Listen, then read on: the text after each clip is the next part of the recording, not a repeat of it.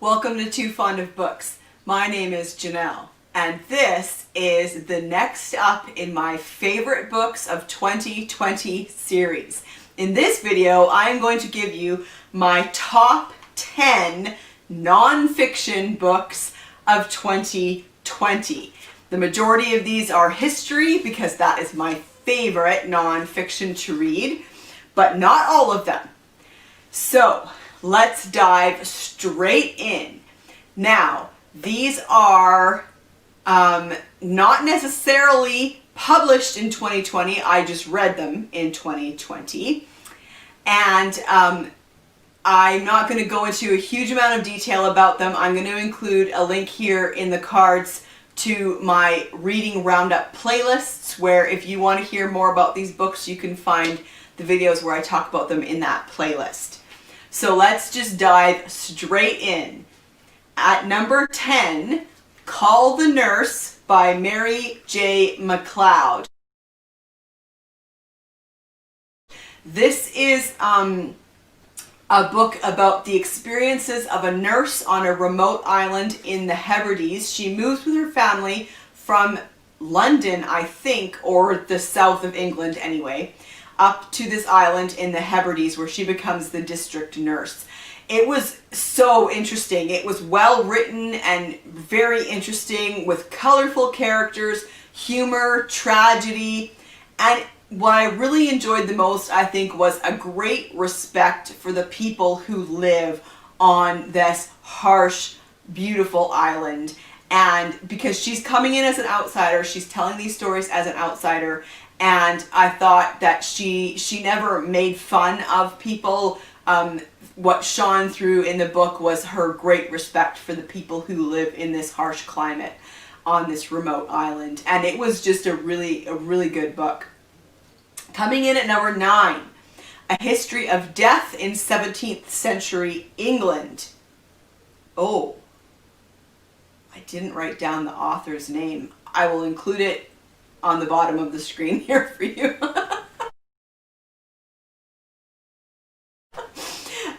This was so interesting. This was in-depth, readable, and very interesting history of death, burial, and remembrance in the 1600s. I thought, like, he found the most interesting things to talk about. So he didn't just talk about death, but he included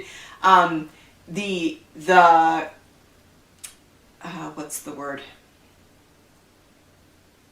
Kind of the ceremonies surrounding death and burial, and how we remembered those who have died. He did such a good job of using primary source material that I really felt connected to the people in the story who lived 400 years ago. It was a really interesting book. Coming in at number 8, Queen Victoria by Lucy Worsley.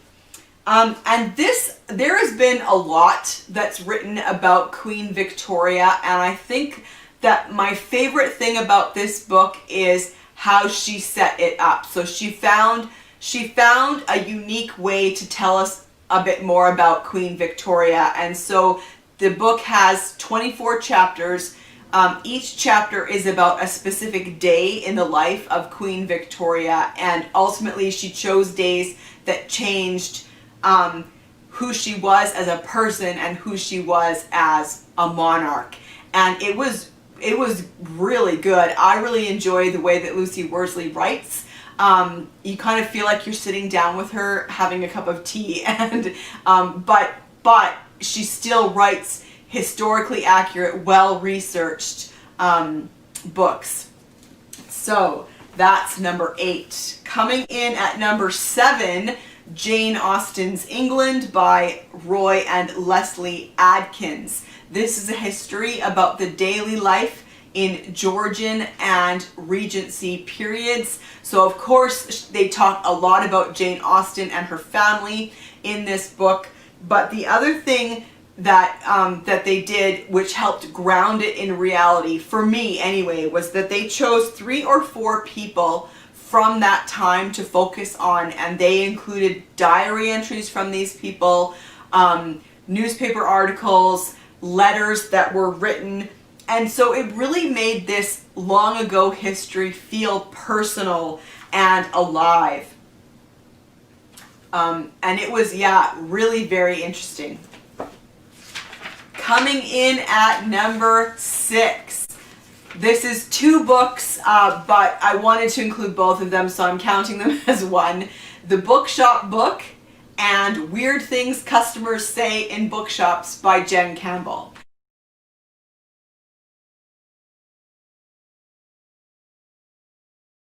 I have Weird Things Customers Say in Bookshops, but I couldn't find it, so I'll include the picture here for you. Both of these books were great. Weird Things Customers Say in Bookshops was hilarious and delightful and really, really fun to read. The Bookshop Book I found so interesting. She talks about bookshops around the world, and I just really, really enjoyed reading it. Okay, top 5.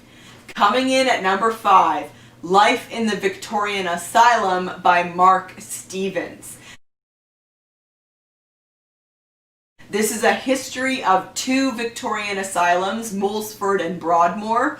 It was extremely well written, well researched, and very engaging.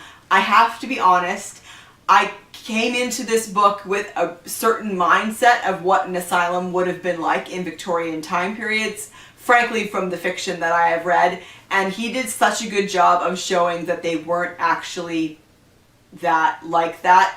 These 2 in specific, because this is what he is talking about.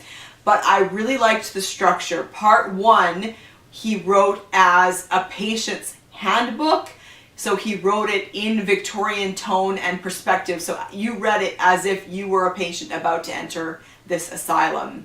And then part 2 is the patient's experience as seen through a 21st century perspective, and I just really enjoyed it. He really came at it from a mental health perspective, which was so interesting, and I just found it really well written and really engaging. Number 4, A Dark History of Tea by Seren Charrington Hollins.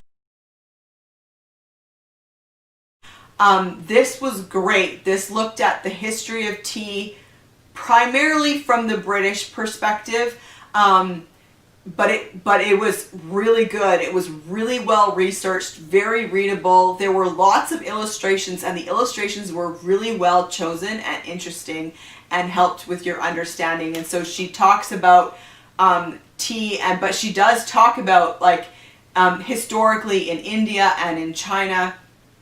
And I just found it was really compelling history. Coming in at number 4, Egyptomaniacs, How We Became Obsessed with Ancient Egypt by Nicky Nielson. This was really well written and very readable. I thought it was a fascinating and well argued look at how we became obsessed with ancient Egypt. It was again written in 2 parts. Part 1, investigating ancient Egypt, and then part 2, inventing ancient Egypt. And the book explores our emotions, perceptions, and beliefs about Egypt. And so it is a history, but more it's about how we have made ancient Egypt what we expect or wanted it to be.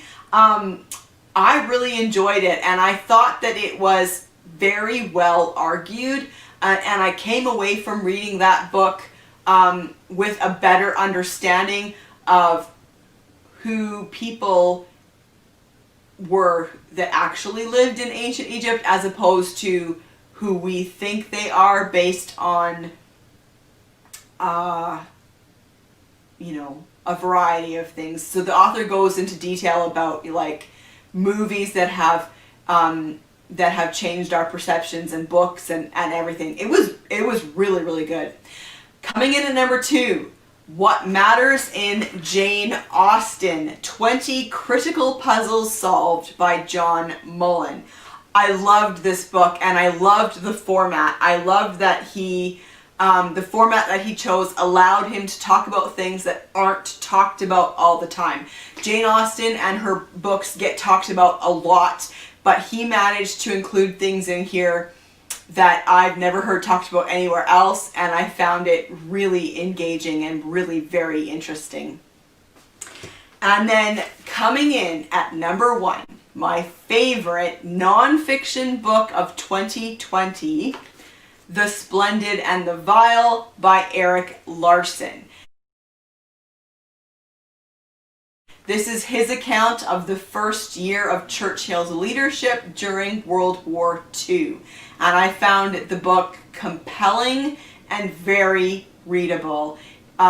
Larson uses extensive primary sources, diaries, letters, reports, memos, etc.